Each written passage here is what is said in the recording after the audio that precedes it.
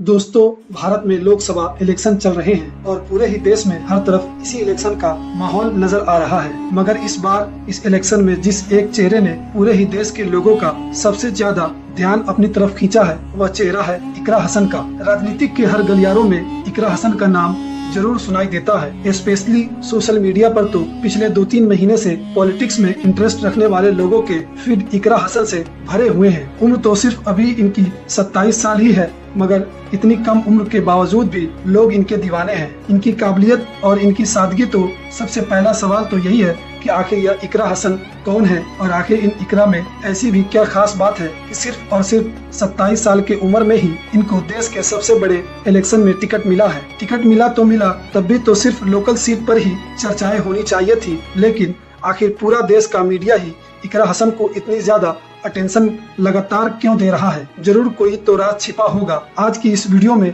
हम उसी राज से पर्दा उठाने वाले हैं। टॉपिक पर आगे बढ़ने से पहले नजर डालते हैं आज के सवाल पर, और आज का सवाल यही है भाई कि भारत के सबसे पहले मुस्लिम राष्ट्रपति कौन है? आपके ऑप्शन है मौलाना अबुल कलाम आजाद, जाकिर हुसैन, हामिद अंसारी या फिर scientist APJ Abdul Kalam. Comment box में आप जरूर अब इसका जवाब दें। फिलहाल इकरा हसन को एसपी यानी कि समाजवादी पार्टी की तरफ से उत्तर प्रदेश की एक बहुत अहम सीट कैराना से लोकसभा का प्रत्याशी बनाया गया है। इकरा नाम का मतलब ही होता है पढ़ना, यानी कि पढ़ो, और इकरा खुद अपने इस नाम पर बहुत ज्यादा खरी उतरती है। उन्होंने स्कूलिंग तो दिल्ली से ही की, उसके बाद अपना ग्रेजुएशन भी दिल्ली के मशहूर श्री राम कॉलेज से कंप्लीट किया, वो भी हिस्ट्री के अंदर।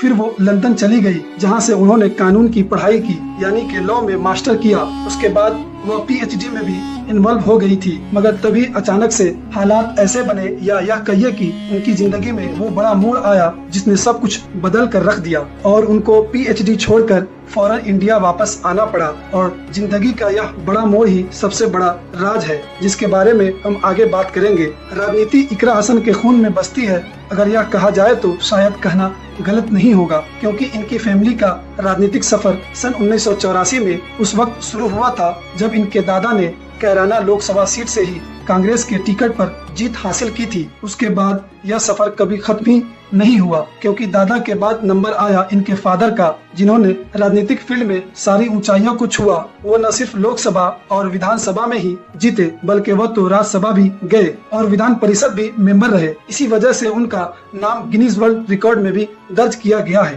दादा और पिता के बाद इनकी मां तबस्सुम हसन भी एक बार तो बीएसपी की टिकट से, जबकि दूसरी बार एसपी और आरएलडी के टिकट पर कैराना से लोकसभा का इलेक्शन जीत चुकी है। इनके भाई नाहिद हसन भी इस वक्त कैराना से विधायक है। अब बात करते हैं इकरा हसन के उस सबसे बड़े राज के बारे में कि जिसकी वजह से उनको अपनी पढ़ाई और अपनी पीएचडी बीच में छोड़कर आनी पड़ी थी। उसी राज की वजह से ही आज वह इतनी ज्यादा मशहूर है और उनको इतनी कम उम्र में ही देश के सबसे बड़े इलेक्शन में मैदान में उतारा गया है। यह मामला है सन 2022 का, जब आबादी के हिसाब से भारत के सबसे बड़े राज्य उत्तर प्रदेश के अंदर विधानसभा के इलेक्शन चल रहे थे। इस चुनाव में विपक्ष की तरफ से बीजेपी के खिलाफ कैराना की इस खास सीट पर उन्हीं नाहिद हसन को उतारा गया था, जो इकरा हसन के सगे भाई हैं। दूसरी तरफ इकरा हसन उस दौर में न सिर्फ राजनीतिक से ही, बल्कि अपने देश से भी हजारों किलोमीटर दूर लंदन में मौजूद थी और अपनी पढ़ाई कर रही थी। मगर तभी हुआ यह कि उस इलेक्शन में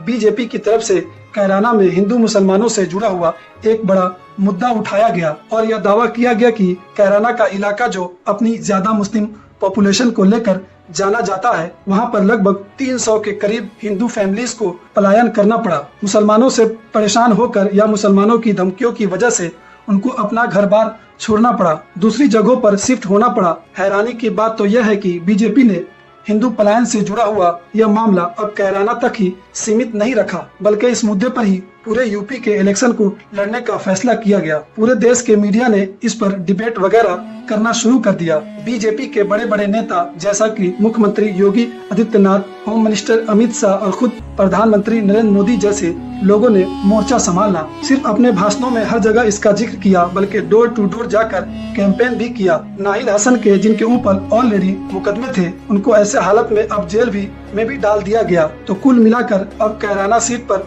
विपक्ष का पूरा खेल ही बिगड़ चुका था। मगर अब ऐसे बिगड़ते हुए हालात देखकर ही लंदन में बैठी हुई इकरा हसन ने अपनी पढ़ाई बीच में छोड़कर ही इंडिया वापस आने का फैसला किया और जेल में बल अपने भाई का पर्चा भरकर पूरे इलेक्शन की कमान ही अपने हाथों में ले ली। और यही वो वक्त था कि जब चंद दिनों के अंदर ही इकरा हसन ने पूरे देश की नजरों में आ चुकी थी। वजह यही थी कि कैराना की यह सीट अब एक हॉट सीट बन चुकी थी, क्योंकि इसके मुद्दे पर ही पूरे देश का चुनाव लड़ा जा रहा था। तो जाहिर है हर इंसान की नजर इस सीट पर जम चुकी थी। इकरा हसन उम्र में कम और राजनीतिक में नई जरूर थी, मगर विरासत से बहुत अमीर थी, क्योंकि मैंने पहले ही बताया है कि उनका तो जन्म ही एक ऐसे घर में हुआ था जहां पर राजनीतिक के सिवा कुछ और था ही नहीं।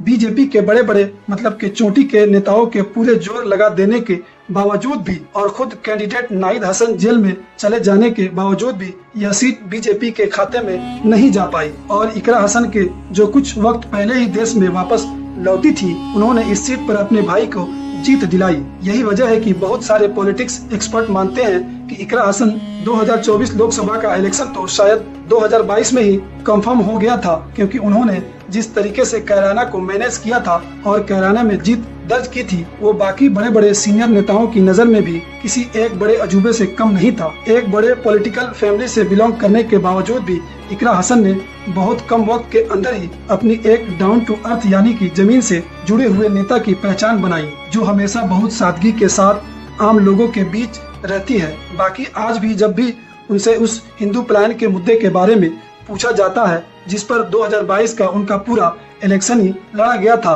उनका कहना है कि बीजेपी की तरफ से यह फैलाया गया सिर्फ और सिर्फ एक झूठ था, क्योंकि 300 नहीं 2 से 3 फैमिली ही एक जगह से दूसरी जगह शिफ्ट हुई थी, और वो भी एक नेचुरल प्रोसेस के तहत। यानी कि जैसे दूसरे शहरों में भी बिजनेस वगैरह के लिए जब एक फैमिली एक जगह से दूसरी जगह शिफ्ट हो जाती है, वैसे ही यहाँ पर भी हुआ था। लेकिन बीजेपी ने इनको गलत तरीके से बताने की कोशिश की, लेकिन क्योंकि कैराना में रहने वाले आम पब्लिक हकीकत से वाकिफ है, इसलिए उन्होंने ऑलरेडी इनको ठुकरा दिया था। और अब तो खुद बीजेपी भी इस मुद्दे को पूरे तरीके से भुला चुकी है, जिससे पता चलता है कि इस मुद्दे में कितना दम है और कितनी सच्चाई थी। हमेशा रोजगार, शिक्षा, किसानों जैसे मुद्दों की बात करने वाली इकरा हसन का अपनी शिक्षा के बारे में यही कहना है कि भले ही हालात की वजह से मुझे पढ़ाई के बीच में छोड़नी पड़ी है, लेकिन एक न एक दिन मैं अपनी PhD जरूर कंप्लीट करूंगी। फिलहाल दोस्तों, आज की अपनी इस वीडियो को हम यहीं पर खत्म करते हैं। वीडियो पसंद आने पर न सिर्फ वीडियो को लाइक करें, बल्कि अपने